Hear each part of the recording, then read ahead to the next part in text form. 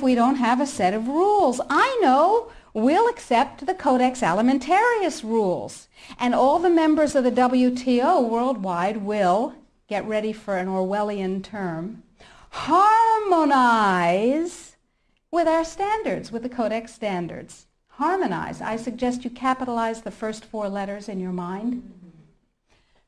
So everybody's supposed to harmonize with Codex.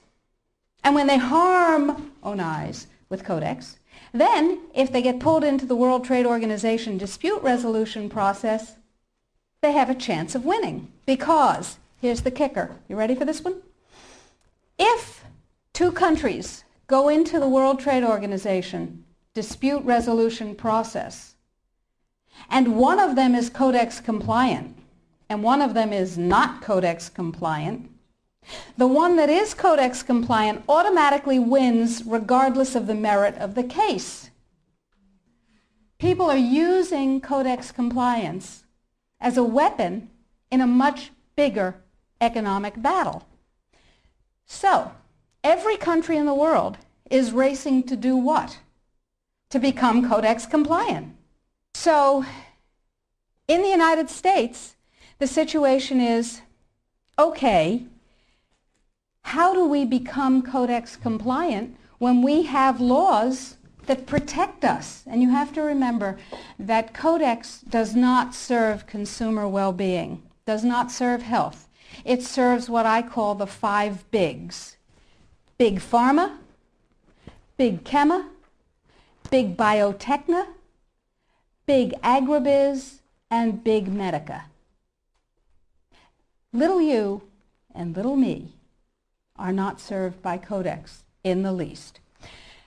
So before we go forward and talk about the rest of what has to happen, let's ask what Codex does. You probably all know about the vitamin and mineral guideline that was ratified on July 4th. You may not know that although it is said that Codex guidelines, regulations, and standards which have been ratified are voluntary, they are not voluntary. That is known as a lie. They are mandatory, but they are not fully mandatory until December 31st, 2009. They're sort of kind of a little bit mandatory now, and they're totally mandatory then. Okay, so what does Codex do? Why do I care enough about Codex to close my practice and stop treating patients who came to me from around the world to help them regain their health and be radiantly well with non-toxic means, which is a very satisfying thing to do. I love it. And it also provided me with an income. That was nice. Why am I concerned enough? Okay, let's talk about the vitamin and mineral guideline first. In 1994, here in the United States, DSHEA, the Dietary Supplements, Health and Education Act, was passed, which classifies nutrients and herbs as foods. As foods, you can set no upper limit on them.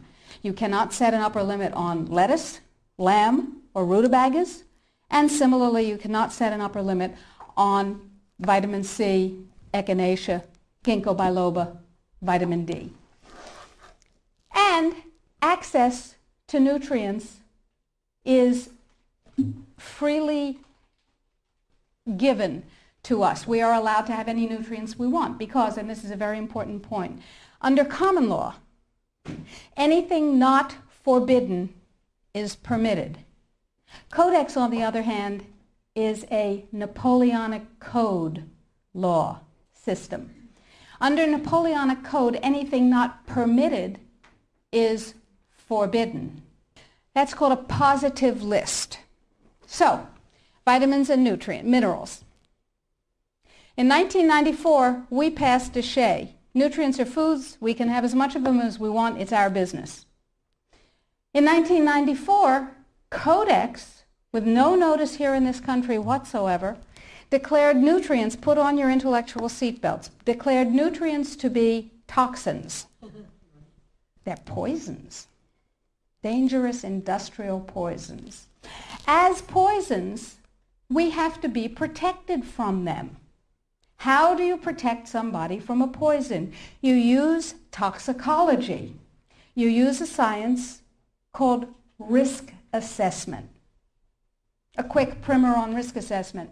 First, you take the substance that's poisonous and you feed it to animals and you determine the dose that kills 50% of them. That's called the LD50. Okay?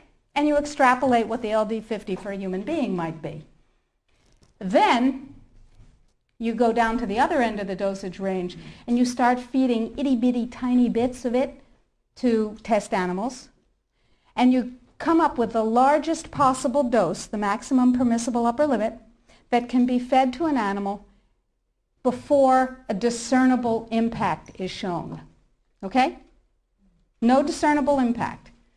Then you divide that by 100. That's how they do it in risk assessment. And now you've got a safety margin.